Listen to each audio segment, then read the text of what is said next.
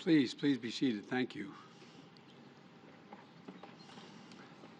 It's not only a beautiful day, this is, in my view and the view of my team, a momentous day.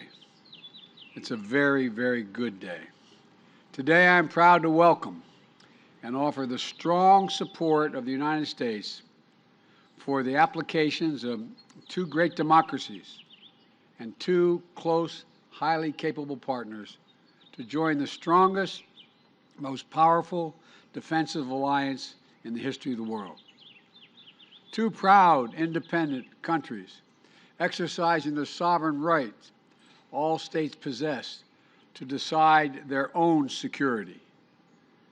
President Niinistö, you are, and Prime Minister Andersson, it's a great honor to have both of you here at the White House as Finland and Sweden began the process of joining NATO. It was out of the wreckage of World War II that NATO was formed. And in 7 decades that followed, NATO has proved itself an indispensable alliance, committed to a Europe whole, free, and at peace. But in recent years, doubts began to arise. Was NATO still relevant? Was it still effective? Is it still needed in the 21st century world? Today, there is no question. NATO is relevant, it is effective, and it is more needed now than ever. The indispensable alliance of decades past is still the indispensable alliance for the world we face today, and I would argue tomorrow as well. And the decision of Sweden and Finland, the one they have made, is testament to that commitment. This is about the future. It's about a revived NATO that has the tools and resources, the clarity and conviction to defend our shared values and lead the world. Sweden and Finland are already among our closest partners on a range of issues, from strengthening peace and stability, to advancing human rights, to taking on the climate crisis and addressing food insecurity, from strengthening the global health to promoting development. Finnish and Swedish troops have already served shoulder to shoulder with U.S. and NATO forces in Kosovo, in Afghanistan, and in Iraq. And both Finland and Sweden are already working in coordination with the United States and our other allies and partners to support the brave people of Ukraine as they defend their freedom against Russia's invasion. Sweden and Finland have strong democratic institutions, strong militaries, and strong and transparent economies, and a strong moral sense of what is right. They meet every NATO requirement, and then some. And having 2 new NATO members in the High North will enhance the security of our alliance and deepen our security cooperation across the board. Today, the President, the Prime Minister, and I had a very good discussion about NATO accession, about the war in Ukraine, and strengthening transatlantic security. But our conversations began well before today. President Niinistö and I spoke last December, and again in January, and the weeks leading up to Russia's unjust and unprovoked assault on Ukraine. In March, the President came to the White House to see me, to discuss this brutal conflict and the rupture it's causing in Europe. While we were in the Oval Office together, we picked up the phone and we called the Prime Minister, and the 3 of us all spoke. And we spoke again last week when I invited them to come to the White House today. We have consulted closely at every stage as Sweden and Finland made their determinations. And today I'm proud to assure them that they have the full, total, complete backing of the United States of America. Today, my administration is submitting to the United States Congress reports on NATO accession for both countries so the Senate can efficiently and quickly move on advising and consenting to the treaty. I greatly appreciate Senator Schumer and McConnell's support, as well as Senator Menendez and Risch, to move this through the Senate as quickly as possible once the perspective of all allies are addressed and NATO adopts the accession protocols. The bottom line is simple, quite straightforward. Finland and Sweden make NATO stronger, not just because of their capacity, but they're strong, strong democracies. And a strong, united NATO is the foundation of America's security. By joining NATO, allies make a sacred commitment to one another that an attack on one is an attack against all. It's Article 5 of the Washington Treaty and the core building block of our alliance. And the only time in history Article 5 has been invoked was after 9/11, when the United States was attacked and all our allies rallied to our side. The United States will never forget that, and we will never fail in our pledge to defend every single inch of NATO territory. I welcome Sweden and Finland choosing that responsibility as well. This is going to benefit all of our people. And today, the President, Prime Minister, and I committed that we're going to work together to remain vigilant against the threats to our shared security and deter and confront any aggression while Finland and Sweden are in this accession process. There's nothing going to be missed, as my mother would say, between the cup and the lip. We're in once it is moving forward. I really mean it. I really mean it. So let me be clear. New members joining NATO is not a threat to any nation. It never has been. NATO's purpose is to defend against aggression. That's its purpose, to defend. And let no one make a mistake. The meaning of this historic day. In the face of aggression, NATO has not grown weaker or more divided. It has grown stronger, more united. With Finland and Sweden's decision to request membership in NATO, it'll be enhanced for all time. Standing together today, we reject the bloody creed that might makes right, and we declare a more powerful creed, all for one and one for all, because what NATO makes strong isn't just our enormous military capacity, but our commitment to each other, to its values. NATO is an alliance of choice, not coercion. This is a victory for democracy in action. Finland and Sweden are seeking to join NATO because their citizens demanded it, and their elected leaders heard them. That's how it works when leaders derive their power from the consent of the government, from the consent of the governed. And that's why NATO's open door has always been so important. It allows nations to choose for themselves to ask to be part of a group of nations that value freedom, democracy, and human dignity above all else.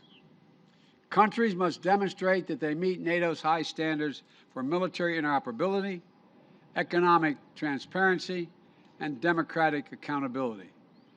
That's what Sweden and Finland have done. And so today, it's an affirmation of those countries in Europe that share our values, that we're willing and able to do what it takes to be part of the alliance.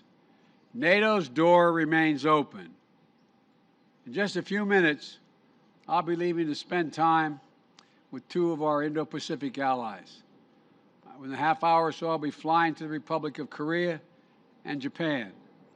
I thank the President and the Prime Minister for traveling here on for this meeting before I take off, because it is so important. America's alliances in Europe and in Asia keep us, and I would argue the world, strong and secure. They're how we confront the challenge of our time and deliver for our people today, and harness harness opportunities for a better tomorrow. And I look forward soon calling Sweden and Finland our friends, partners, and NATO allies. I want to thank you both for being here, and I'm going to invite each of you to say a few words, and we'll start. Mr. President, the podium is yours.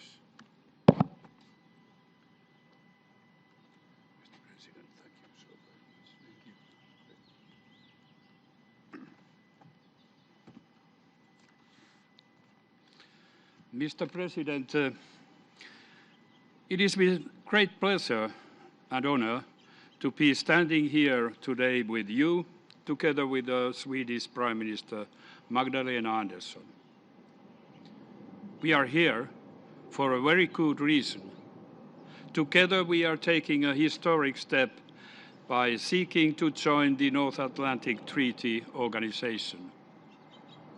Finland has made its decision after a rapid but a very thorough process. The process has once again revealed the strength of Finnish democracy. Starting from the strong public support, the decision was made with an overwhelming parliamentary majority, and it also enjoys huge, strong popular support. I want to thank you, Mr. President, for your steadfast support throughout this process. In early March, I visited White House, and you encouraged us to go further. That was of vital importance to our process. Your statement yesterday and our trilateral meeting today are a testimony of enduring commitment the United States has made to European and transatlantic security. I want to assure that Finland will become a strong NATO ally. We take our security very seriously. The Finnish armed forces are one of the strongest in Europe. We have also consistently invested in developing our capabilities. The Finns' willingness to defend their country is one of the highest in the whole world. We are ready to contribute to the security of the whole alliance, making the commitment to mutual security guarantees that being a NATO ally entails. Now that we have taken this first decisive step, it is time for NATO allies to weigh in. We hope for strong support from all allies and for a swift ratification of our membership once it's agreed. I believe that the United States can set a crucially important example to others. The Turkish leadership has recently expressed concerns about our membership application. I want to address these concerns today. Finland has always had broad and good bilateral relations to Turkey. As NATO allies, we will commit to Turkey's security just as Turkey will commit to our security. We take terrorism seriously. We condemn terrorism in all its forms, and we are actively engaged in combating it. We are open to discussing all the concerns Turkey may have concerning our membership in an open and constructive manner. These discussions have already taken place, and they will continue in the next days.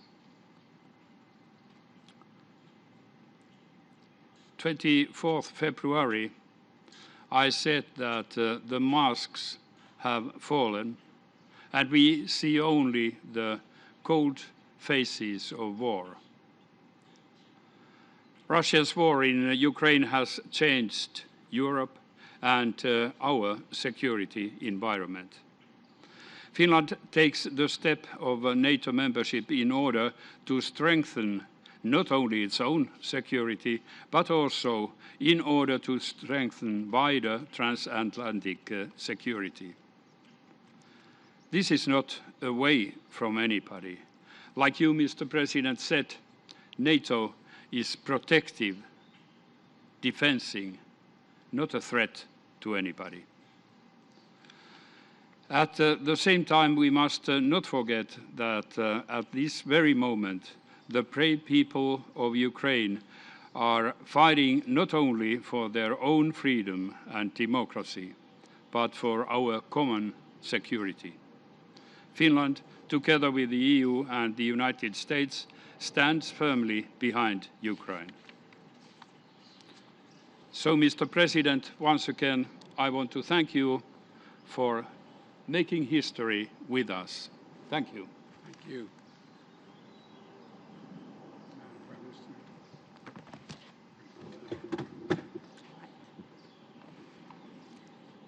Mr. President, thank you for welcoming President Niinistö and me to the White House. The bonds between Sweden and the United States, they are strong and long-standing. And as you know, Swedes first set foot in your home state of Delaware in 1638. And we were one of the first countries to recognize the United States as an independent nation in 1783.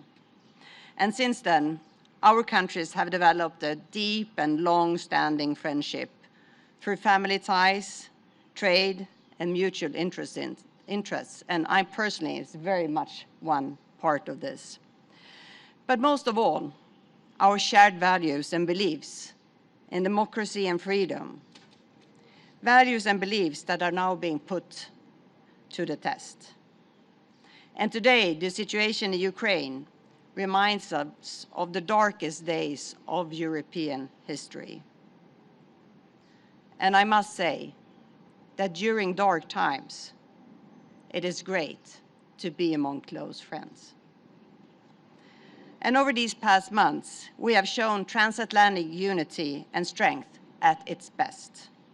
Together, we have responded forcefully to Russia's aggression and provided unprecedented support to Ukraine. We have not flinched. And Mr. President, I want to thank you for the massive US support to Ukraine and for your sustained engagement in European society. President Niinistö and I have come here at a historic moment for our countries. And for Sweden, after 200 years of military non-alignment, Sweden has chosen a new path. Yesterday, Sweden and Finland submitted our formal requests to join NATO. And Russia's full-scale aggression against a sovereign and democratic neighbor, that was a watershed moment for Sweden. And my government has come to the conclusion that the security of the Swedish people will be best protected within the NATO alliance. And this is backed by very broad support in the Swedish parliament. And with Sweden and Finland as members, NATO will also be stronger. We are security providers with sophisticated defense capabilities. And we are champions of freedom, democracy, and human rights. We have a long tradition of extensive military cooperation with NATO, including all missions. And we are right now ramping up our defense spending, and we will reach 2% of GDP as soon as practically possible. And Mr. President, your support for our country's NATO aspirations for our security are of fundamental importance. And we look forward to a swift ratification process by NATO members. And we are right now having a dialogue with all NATO member countries, including Turkey, on different levels to sort out any issues at hand. In the United States, the Senate is crucial in this regard, and last Sunday I hosted a delegation headed by Senate Republican leader Mitch McConnell in Sweden, And later today, President Niinistö and I will meet Senate Majority Leader Schumer and other leading members of Congress. And we greatly appreciate the broad and strong support expressed by both parties in Congress. But, Mr. President, our countries also work closer together when tackling global challenges. And Sweden, like other Nordic countries, has shown that emissions reductions can go hand in hand with economic growth. And in Sweden right now, the green transition creates thousands of jobs through investments in battery factories, green mining, and fossil-free steel production. And I actually brought the President a unique example of this, a candle holder made of the world's first fossil-free steel.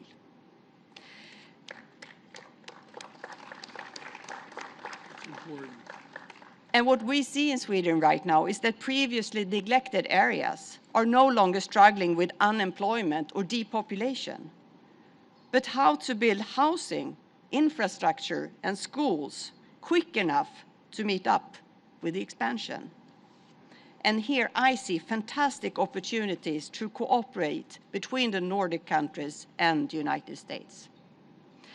And I'm also proud that Sweden contributes to the US economy and the prosperity of the American people. Swedish companies are active in every single state, creating more than 350,000 jobs in the United States.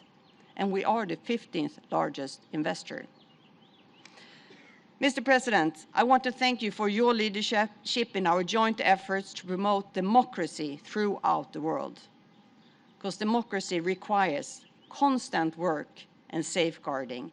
We have to win every new generation. And let me conclude where I started. Peace and stability in our part of the world is a common security interest for us, for you, and for the rest of Europe. And we stand here today more united than ever, and we are committed to strengthening our bonds even further. And Sweden is prepared to shoulder its responsibility as an ally in the North Atlantic Treaty Organization. Thank you. Thank you, thank you, thank you.